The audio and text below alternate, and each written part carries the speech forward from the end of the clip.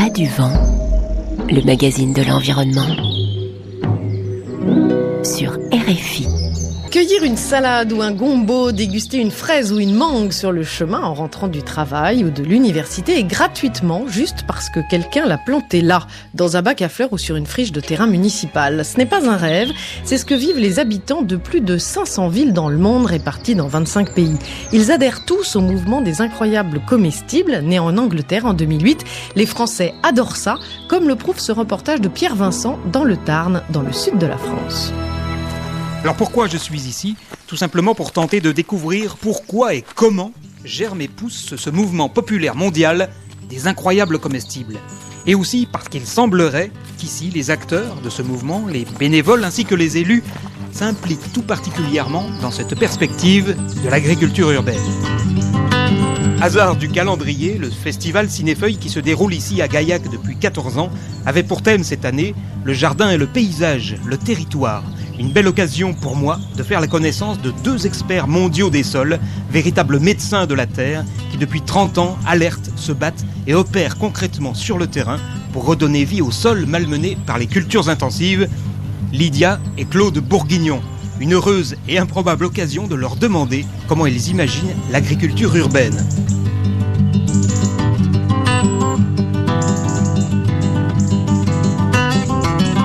Alors Claude Bourguignon, j'espère ne pas être trop restrictif en disant que vous êtes vraiment un des grands experts des sols avec votre femme au niveau planétaire.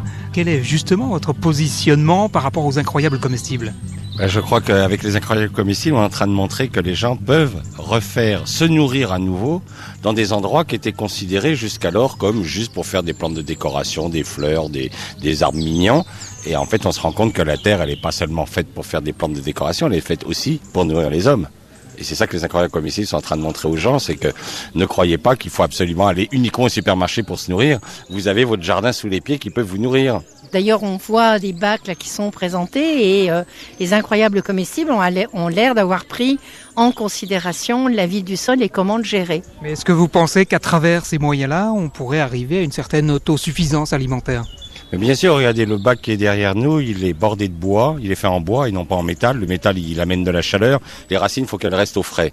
Donc ce bac est en bois qui est un isolant et au-dessus, vous avez un mulch de paille. Donc vous gardez de la fraîcheur et donc cette fraîcheur va permettre aux racines de plonger jusqu'au fond du bac et de faire que les légumes aient du goût. Parce que pour que les légumes aient du goût, il faut que leur enracinement soit profond. Mais bien sûr qu'on peut nourrir dans pas grand-chose. Ça peut paraître, on se dit c'est pas grand-chose un bac. Oui, mais s'il est bien conçu, il nourrit des hommes. Alors, est-ce que l'on peut transposer ce que l'on voit ici à Gaillac dans les pays où il y a des difficultés climatiques ?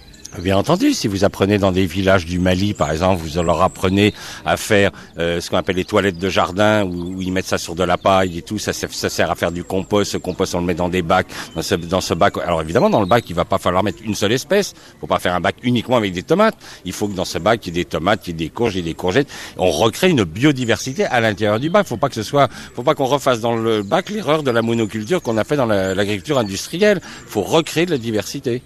Et puis je pense qu'il faut rester aussi sur, là Claude parle de courgettes et tout, en fonction du pays où on est, il faut mettre les plantes qui vont être adaptées dans le pays. C'est vrai que les légumes vivriers de l'Afrique ne sont pas nos légumes à nous. Et il faut arrêter de mettre dans la tête des gens que manger des fraises en hiver, eh bien, c'est se sentir bien. Et les fraises, dans nos régions, c'est le mois de mai. Et quel plaisir de goûter des fraises au mois de mai quand elles sortent. Quand on était enfant, c'était ça.